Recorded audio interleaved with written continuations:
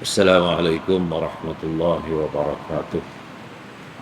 Ila hadratin Nabi Mustafa Sayyidina Muhammad Rasulullah sallallahu alaihi wasallam. Thumma ila kafatil anbiya wal mursalin. Thumma ila arwahil muslimin wal muslimat wal mu'minin wal mu'minat. Khususan ila arwahi abaina wa ummahatina wa ajdadina wa jaddatina وأزواجنا وأولادنا ومشايخنا ومعلمينا وأساتذتنا وأقاربنا وأصحابنا وزملاءنا وأصدقائنا وأصولهم وفروعهم ومن ينتسب إليهم أجمعين شيء لله لهم الفاتحة. أعوذ بالله من الشيطان الرجيم. Bismillahirrahmanirrahim. Alhamdulillahi rabbil alamin. Arrahmanirrahim. Maliki yaumiddin. Iyyaka na'budu wa iyyaka nasta'in. Ihdinas siratal mustaqim. Siratal ladzina an'amta 'alaihim ghairil maghdubi 'alaihim waladdallin. Amin. Alhamdulillah, summa alhamdulillah. الذي أرسل رسوله بالهدى ودين الحق ليظهره على الدين كله ولو كره المشركون. صلوات الله وسلامه على حبيبنا المصطفى سيدنا محمد الأمين إمام المتقين وإمام المرسلين وعلى آله وأصحابه ومن دعا بدعوته وتمسك بسنته ومنهجه إلى يوم الدين. أصبحنا على فطرة الإسلام وكلمة الإخلاص وعلى دين نبينا محمد صلى الله عليه وسلم وعلى ملة أبينا إبراهيم حنيفا وما كان من المشركين. رضينا بالله ربا وبالإسلام دينا وبسيدنا محمد صلى الله عليه وسلم نبيا ورسولا. رب اشرح لي صدري ويسر لي أمري واحلل عقدة من لساني يفقه قولي. اللهم اجعلنا من الذين يستمعون القول فيتبعون أحسنه. اللهم آمين. Ashabul Fadilah, tuan-tuan, pegawai dan ahli jawatan kuasa Masjid Al-Bukhari, Ashabul Fadilah, tuan-tuan guru, para asatizah, muslimin dan muslimat, mukminin mukminat rahimakumullah. Alhamdulillah, pada pagi Jumaat Sayyidul Ayyam di bulan Rabiul Awal 1444 Hijrah, kita diberi kesempatan dan ruang waktu untuk sama-sama hadir mengimarahkan masjid dan memakmurkan majlis ilmu pada pagi Jumaat ini. Sama-sama kita rafakkan setinggi-tinggi kesyukuran terhadap Allah Subhanahu wa taala di atas limpahan perkenan, taufik dan hidayahnya yang telah pun membolehkan untuk kita sama-sama meneruskan kehidupan di alam dunia ini dengan kaedah, dengan metodologi yang direstui dan yang diredai oleh Allah Subhanahu wa taala. Ini suatu anugerah, satu nikmat yang cukup berharga dan bernilai, di mana Allah Subhanahu wa taala mengurniakan taufik dan hidayah kepada kita untuk kita jalani dan kita telusuri kehidupan ini berdasarkan kepada apa yang diperintahkan dan diarahkan oleh Allah Subhanahu wa taala kepada kita. Tuan-tuan dan puan-puan, muslimin dan muslimat, mukminin mukminat rahimakumullah. Sama-sama kita mengambil ibrah dan pengajaran. Dalam sebuah hadis Nabi sallallahu alaihi wasallam, Nabi menyatakan berkenaan dengan siapakah daripada kalangan manusia, siapakah daripada golongan insan ini yang bijak, yang cerdik. Maka dalam sebuah hadis daripada an Abi Ya'la Shaddad bin Aus radhiyallahu anhu, anin Nabi sallallahu alaihi wasallam qala, al-kayyisu man dana nafsahu wa 'amila lima ba'da al-maut, wal 'ajizu man atba'a nafsahu hawaha wa tamanna 'ala Allahil amani. Rawahu Tirmizi wa qala hadisun hasanun wa sadaqa Rasul sallallahu alaihi wasallam.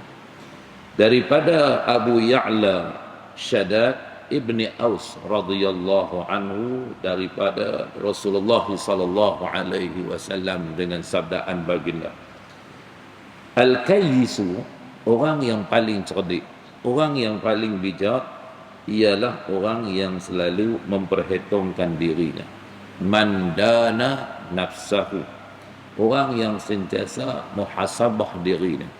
Hasibu anfusakum qabla an tuhasabu, hisablah diri kamu, perbetul balik tak mana ada salah silap kita sebelum kita dihitung di hadapan Allah Subhanahu wa taala, sebelum kita dibawa menghadap Allah, berbicara dengan Allah di mahkamah Qadhi Rabbul Jalil. Maka waktu, maruang dan masa yang Allah bagi kepada kita, waktu kita hidup ini, kita kena perbaiki, kita kena koreksi dan perbetul tang mana ada kelompongan dan kesalahan, kealpaan dan kelalaian kita. Kita improvekan kehidupan kita dengan cara yang diridai oleh Allah Subhanahu wa taala. Jadi orang yang cerdik ni orang yang selalu muhasabah diri dia. Orang yang sentiasa duk imbas balik, duk semak balik, duk scan, duk audit apa saja amalan, pekerjaan, gerak laku yang dia lakukan selama ini sewaktu dia berada di atas muka bumi. Yang kedua, wa amila lima ba'dal maut, dan ia juga suka beramal untuk bekalan sesudah mati. Ini di antara ciri takwa yang disebut oleh Sayyidina Ali bin Abi Talib karramallahu wajhah. Apabila ditanya kepada beliau, mat taqwa, maka Sayyidina Ali menjawab, antaranya ialah wal isti'dad li yaumir rahim, iaitu kamu melengkapkan persediaan dan persiapan untuk kamu bawa di hari kematian kamu, di hari di mana roh kamu telah terpisah daripada jasad kamu, di mana hari kamu meninggalkan alam dunia ini, berpindah kamu min darid dunya ila daril akhirah, min daril fana ila daril baqa, min daril waba, min daril bala ila daril wafa. Waktu itu kamu dah ada suatu amalan, suatu persediaan, suatu persiapan yang cukup rapi untuk kamu bawa dipersembahkan kepada Allah Subhanahu wa taala, iaitu orang yang menyediakan bekalan yang terbaik untuk dia bawa bertemu dengan Allah Subhanahu wa taala. Dan sudah pasti, sudah tentu tuan-tuan, wa tazawwadu wa inna khairaz zadi taqwa wa taquni ya ulil albab. Berbekallah kamu, bersiap siagalah kamu, sungguhnya sebaik-baik bekalan dan persiapan itu ialah taqwa Allah. Hendaklah kamu bertakwa, hendaklah kamu laksanakan seluruh arahan dan titah perintah Allah SWT, dan kamu menjauhkan segala tegahan dan larangannya. Wattaquni ya ulil albab, bertakwalah wahai insan yang punya minda yang sejahtera. Orang yang cerdik, orang yang intelektual ni tuan-tuan, dia persiapkan diri dia dengan takwa Allah yang berada di persada, di kemuncak kehidupannya.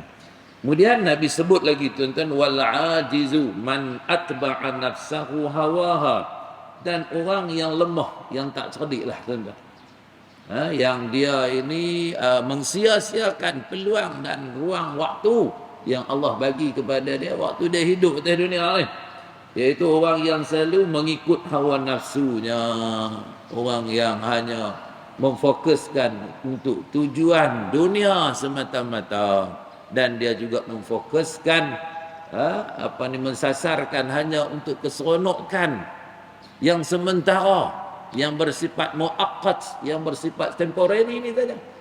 Dia kira ikut nafsu tu, apatah lagi nafsu ammar, nafsu yang tak boleh menerima segala kebaikan dan kebajikan.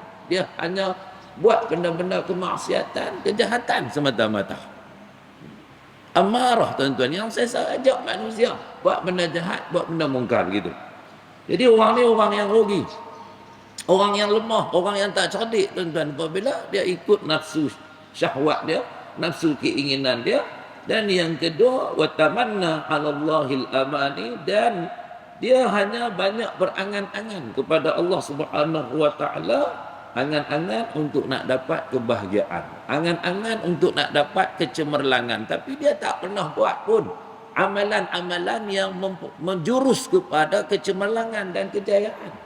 Macam mana dia nak dapat, tuan-tuan, kalau dia hanya berpeluk tubuh, dia hanya duk fokus untuk tujuan kebendaan, keduniaan semata-mata, tidak ada ruang dan waktu untuk menjadi abid ilallah, hamba Allah yang terbaik kepada Allah Subhanahu wa taala dengan amal-amal solehnya, amal-amal perbuatan yang baik, yang berkebajikan, albirri wat taqwa, tak ada langsung dalam agenda dia perkara-perkara tersebut, tuan-tuan. Dia hanya duk angan-angan saja. Sudah tentu dia tak akan dapat mengecapi nikmat kejayaan dan kecemerlangan itu. Pepatah Arab, tuan-tuan, ada menyatakan tarjun najat walam ta'ti an tariqiha aw an masalikiha, inna safinata la tajri 'ala al-yabas.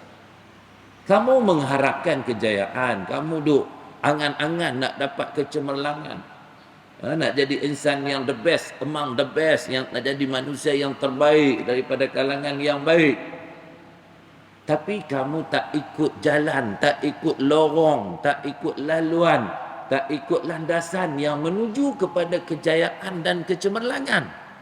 Walam ta'ti an tariqiha aw an masalikiha. Jalan kejayaan ni dia ada lorong dia, tuan-tuan. Dia ada apa? Dia ada apa ni, susun atuk dia. Dia ada kriteria dia. Maka disebutkan inna safinata la tajri 'alal yabasi. Sesungguhnya kapal itu dia tak akan berlayar atas darat. Mana ada kapal berlayar atas darat, tuan-tuan?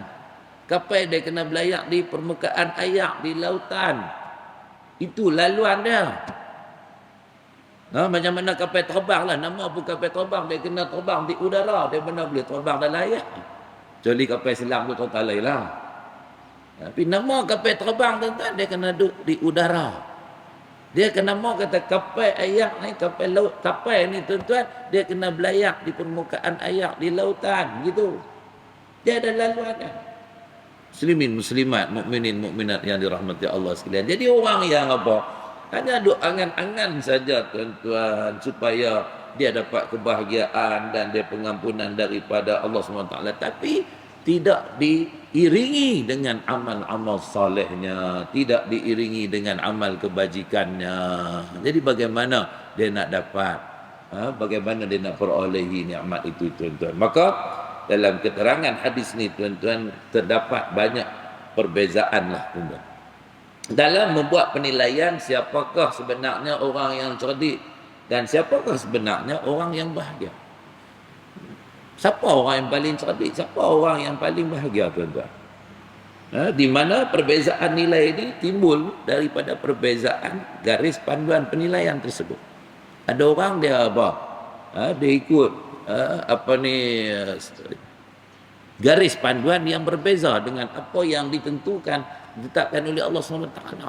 Dia hanya duk fikir melalui logik akal dia, dia hanya fikir melalui ilmu yang dia ada.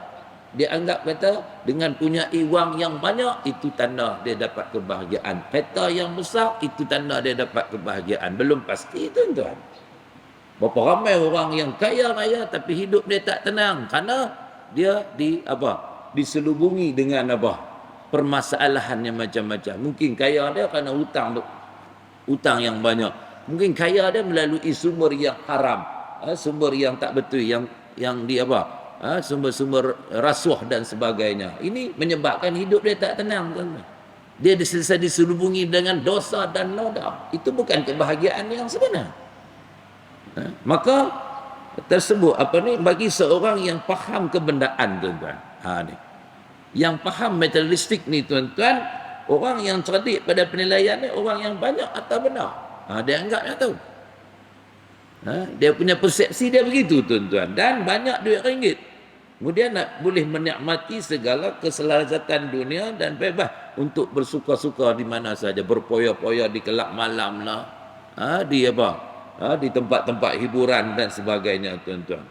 Jadi dia anggap yang tu satu kebahagiaan untuk dia. Pasal dia hanya fokus melalui kebendaan dan juga materialistik dia, tuan-tuan.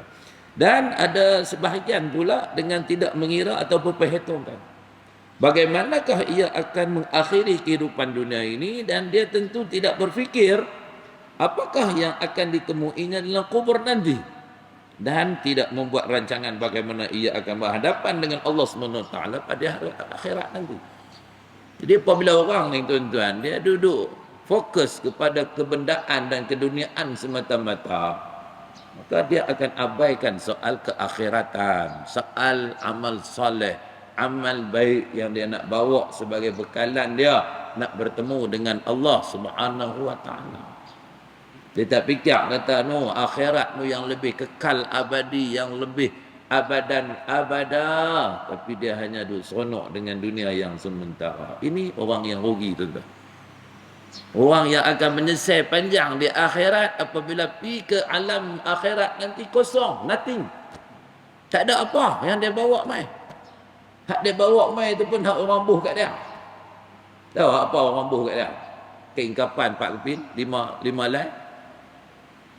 Apa ni, papan khanda 4 keping, paku 10 buntung, minyak mawak, apa ayak mawak, apa barui. Hak tu ya. Hak apa yang roboh kat dia, hak tu dia bawa api. Hak dia sendiri tak ada. Mayang tak ada, puasa tak ada, zakat tak ada, haji tak ada, umrah tak ada, infak tak ada, sedekah apa pun tak ada. Dia duk habiskan segala duit ringgit dia ni untuk seronok, duk puaskan nafsu dia, melampiaskan syahwat keinginan dia semata-mata. Rugilah kan. Tapi bagi orang yang beriman ni, dia mempunyai penilaian tersendiri yang berdiri atas dasar keimanan, tuan-tuan. Dia mesti tunjang utama, tonggak utama kehidupan manusia ni kena ada iman, kena ada takwa kepada Allah SWT.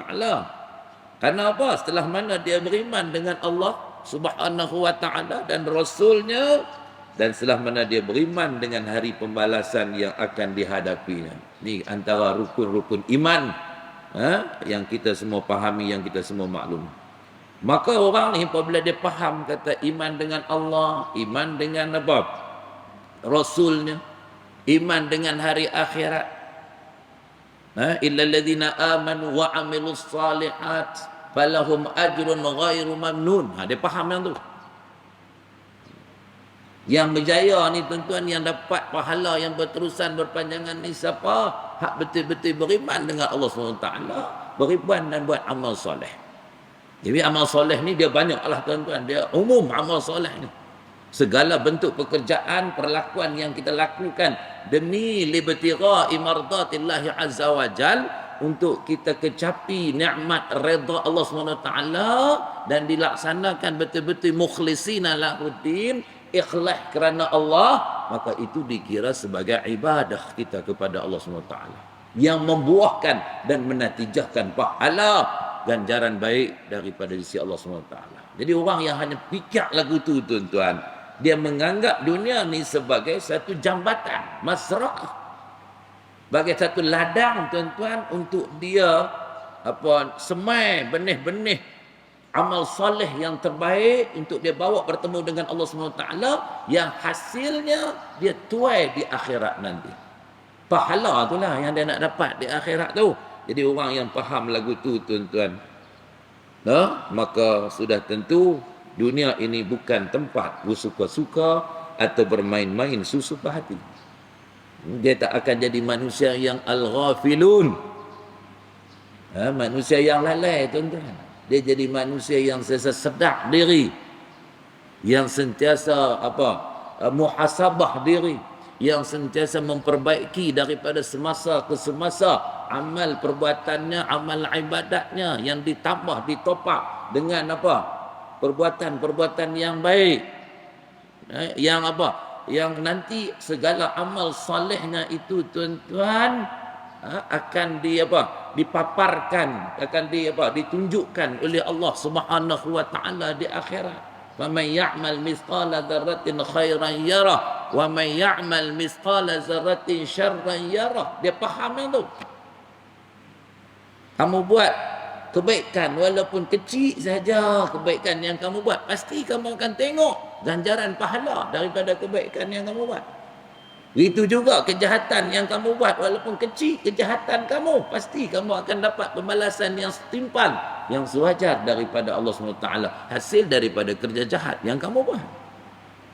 Dia yakin yang tu tuan-tuan, dia faham yang tu, maka dia akan laksanakan persiapan yang terbaik nanti untuk masa akhiratnya. Daripada semasa ke semasa dia meneliti, dia menganalisa apa bekalan yang akan dibawa pada dia. Al-Quran menyatakan apa tuan-tuan? Ya ayyuhalladzina amanu, ya ayyuhalladzina amanu taqullah wal tanzur nafsum ma qaddamat lighat wattaqullah innallaha khabirum bima ta'malu. Ayat tu sering dibaca dalam khutbah Jumaat tuan-tuan. Wahai orang-orang yang beriman, hendaklah kamu bertakwa kepada Allah SWT. Wal tanzur nafsum ma qaddamat lighat, dan setiap daripada diri hendaklah memerhati. Perhati maksudnya tengok dengan mata, bukan takat perhati, mau fikir dengan akal, merenung, menganalisa, menyelidik tuan-tuan. Wal tanzur nafsum ma qaddamat lighat, apa yang dia nak bawa bertemu dengan Allah Subhanahu wa taala pada hari esok. Esok maksudnya hari akhirat tu, nak bawa bekal apa jumpa Allah Subhanahu wa taala. Wattaqullah, Allah suruh buat apa tuan-tuan? Hendaklah kamu bertakwa pada Allah. Bekal hak paling baik ni takwa Allah. Innallaha khabirum bima ta'malun, semuanya Allah Maha mengetahui dengan apa yang kamu lakukan, apa yang kamu kerjakan. Jadi orang hak beriman ni tuan-tuan, orang hak cerdik ni, dia faham bahawa takwa Allah merupakan suatu aset dan dana yang cukup bernilai dan berharga kepadanya untuk dia bawa bertemu dengan Allah. Fa inna taqwallah hiya khairu wasilah nataqaddamu biha ila khaliqina yaumal qiyamah. Inilah ungkapan yang sering disebut oleh almarhum Al-Syekh Dr. Muhammad As-Sayyid Tantawi, mufti negara Mesir yang dahulu, almarhum. Setiap kali khutbah Jumaat tuan-tuan dia sebut yang ni, fa inna taqwallah hiya khairu wasilah. Sungguhnya takwa kepada Allah SWT merupakan jalan yang paling terbaik, bekalan yang paling berharga untuk kita bawa bertemu dengan Allah Subhanahu wa taala pada hari akhir. Nataqaddamu biha ila khaliqina yaumal qiyamah. Gitu tuan-tuan, muslimin muslimat, mukminin mukminat rahimakumullah. Maka orang ini menganggap dunia ini adalah laksana bendang tempat dia bertanam, sawah untuk dia bercucuk tanam, dan akhirat tempat ia memetik buah dia. Untuk nak dapat hasil tu akhirat tuan-tuan. Maka oleh kerana itu, hidup dalam dunia ini dia terpaksa cari, terpaksa usaha untuk apa? Sara hidupnya dan saraan orang yang di bawah tanggungan. Dia berusaha untuk dapat makanan dan minuman, dan berusaha pula memperoleh rumah kediaman yang dijadikan tempat berehat. Tetapi baginya makan dan minum adalah untuk hidup. Makan dan minum yang dia ada usaha ni, rezeki yang Allah bagi kat dia ni untuk hidup, bukan hidup untuk makan dan minum. Bukan dia nak fokus hanya untuk nak apa? Menyeronokkan, menggembirakan tubuh badannya dengan makan minum semata-mata, tapi dia makan dan minum tu untuk tujuan hidup, beribadat pada Allah SWT. Tu baru dah ada pahala tu. Kita makan, kita minum, kita baca bismillahirrahmanirrahim, Allahumma barik lana fima razaqtana wa qina azabannar. Kita niat untuk kita nak apa? Mohon pada Allah supaya sehat tubuh badan kita untuk nak buat amal ibadat. Begitu tujuan makan minum kita. Makan untuk apa tuan-tuan? Makan dan minum adalah untuk hidup, bukan hidup untuk makan dan minum semata-mata menjadi mencari dunia untuk akhirat, bukan mencari dunia lupakan akhirat. Begitu. Maknanya apa? Dia jadikan dunia ini tuan-tuan sebagai suatu jambatan yang terbaik untuk dia bahagia di akhirat, bukan hanya cari dunia semata-mata dan mengalpakan, mengabaikan keakhiratan. Gitu antara apa yang disebut oleh Nabi SAW dalam hadis ni tuan-tuan, menceritakan bagaimana Bezanya orang yang bijak, yang sentiasa memperhitungkan dirinya, dan mengkoreksi, memperbetulkan salah dan silapnya untuk dia menambah baik amal-amal salehnya, dan dia sentiasa bersedia dengan amal-amal yang terbaik untuk dia bawa di hari kematiannya, di hari di mana jenazahnya diusung daripada alam dunia berpindah berhijrah ke alam akhirat. Sementara orang-orang yang tak cerdik ni tuan-tuan, yang lemah, ialah orang yang hanya ikut nafsunya semata-mata, dan dia hanya angan-angan sahaja untuk nak dapat kebaikan, tapi dia tak pernah buat pun amalan-amalan yang membawa kepada kebaikan dan juga kebajikan. Sekadar itu tuan-tuan, puan-puan muslimin muslimat, mukminin mukminat rahimakumullah, perkongsian ilmu kita pada pagi Jumaat yang penuh barakah ini. Aqulu qawli hadza wa astaghfirullahal azim li wa lakum. Wabillahi taufiq wal hidayah wal ridha wal inayah. Wassalamu alaikum warahmatullahi wabarakatuh. A'udzubillahi samil alim minasyaitonir rajim. Bismillahirrahmanirrahim. Alhamdulillahirabbil alamin wassalatu wassalamu ala rasulil amin wa ala alihi wa sahbihi ajma'in. Radina billahi rabba wa bil islami dina wa bi sayyidina Muhammadin sallallahu alaihi wasallam nabiyya wa rasulah. Allahumma faqihna fid din wa 'allimna at-ta'wil wahdina siratakal mustaqim waj'alna min ibadikas salihin. Allahumma arinal haqqa haqqan warzuqna ittiba'ah wa arinal batila batila warzuqna ijtinabah. Allahumma rabbana atina min ladunka rahmah wa hayyi' lana min amrina rasyada. Allahumma rabbana anzil 'alaina ma'idatan minas sama' takunu lana 'idan li awwalina wa akhirina wa ayatan minka warzuqna wa anta khairur raziqin. Allahumma ansuril islam wal muslimin wa adhilli syirka wal musyrikin wal kufra wal kafirin wal nifaqa wal munafiqin wal zulma wal zalimin. Ya qahhar ya jabbar ya muntaqim ya Allah ya Allah ya Allah ya dzal jalali wal ikram. Ihzimu wansurna alaihim. Rabbana atina fid dunya hasanah wa fil akhirati hasanah wa qina adzaban nar wa adkhilnal jannata ma'al abrar ya aziz ya ghafar ya rabbal alamin. Wa sallallahu wasallama ala sayyidina Muhammadin wa ala alihi wa sahbihi wa baraka wa sallam. Walhamdulillahi rabbil alamin. Subhanakallahumma wa bihamdik nashhadu an la ilaha illa anta wa nastaghfiruka wa natubu ilaik. Bismillahirrahmanirrahim. Wal 'asr innal insana lafi khusr illa alladhina amanu wa 'amilus salihat wa tawasaw bil haqq wa tawasaw bis sabr. Shadaqallahul azim. Wallahu a'lam bis shawab. Taqabbalallahu minkum.